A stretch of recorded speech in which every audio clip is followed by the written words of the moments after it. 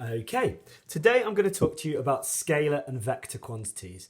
Because to understand things like speed, velocity, distance and displacement, we need to know the difference between scalar quantities and vector quantities. So let's get cracking. Scalar quantities only have a magnitude. So they literally just have a size. Whereas the massive difference is vector quantities. Vector quantities have two things. They have a magnitude and a direction. So that's the massive difference between the two. That's the only difference. So let's have a look at a couple of examples. So first of all, the difference between speed and velocity. So actually the nice thing about speed and velocity is S is for scalar and speed is scalar, and V is for velocity and V is vector. So what's the difference between them? Now, let's imagine I have this bicycle right here, okay? So this bicycle, even if it's going in a circle, in circular motion, if it's going in this direction, any direction, if it's constantly traveling at 10 meters per second, it doesn't matter which direction it's traveling in. It will always just be traveling at 10 meters per second. So even if it's going around in circles like this, the speed, as long as the speed remains constant, it keeps on moving at the same rate, it will have the same speed of 10 meters per second. Now this is a different story from velocity, because velocity also has a direction. So let's have a think about it like this. Because with velocity, we're saying how fast is it traveling in a particular direction. So my velocity can be positive or my velocity could be negative. So let's say this bike is traveling in that direction at a speed of 10 meters per second.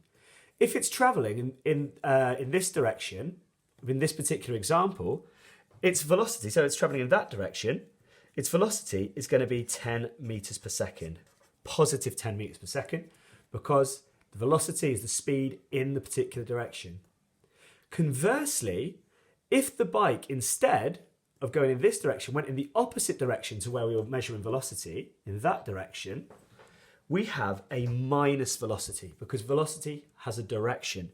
So it would be minus 10 meters per second.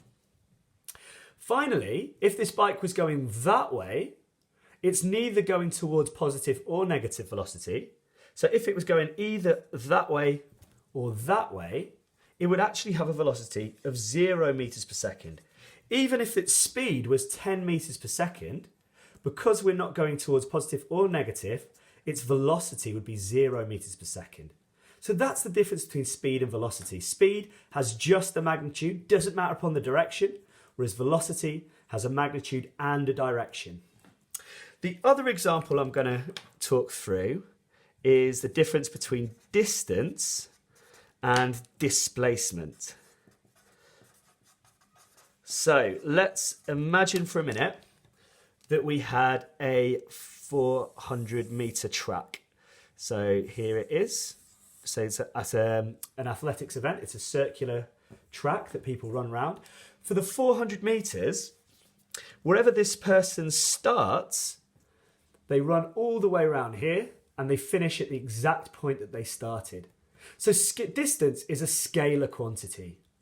If this person is running the 400 meters, the distance it doesn't matter upon the direction at all. It's just how much ground have they covered in total. So the distance for this person running would be 400 meters at the very, very end of the race. However, the displacement is the distance traveled in a straight line from the starting point. So if someone has run all the way here and they finished exactly where they started, their displacement is going to be 0 at the end because the distance from the starting point is 0. Let's look at one more example of how this works. Let's imagine if I have this line here that I'll draw. So let's say it's 10 centimeters in that direction and 5 centimeters in that direction. Centimeters and 5 centimeters there.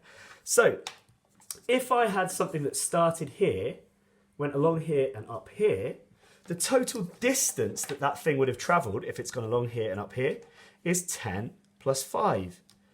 Because it doesn't matter about the direction, that thing would have travelled 15 centimetres in total.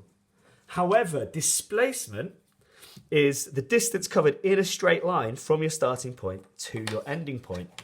So in this particular instance, my displacement would be that length here, because it's in a straight line from my starting point to my ending point. It has a direction, and that's really important.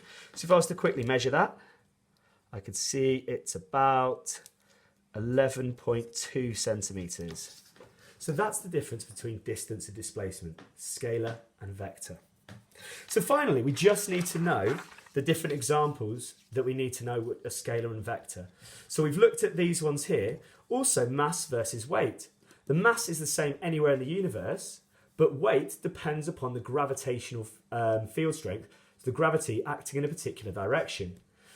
Energy, time, and temperature are also all scalar because they just have a magnitude, but force, acceleration, and momentum are vector because they have a magnitude and direction.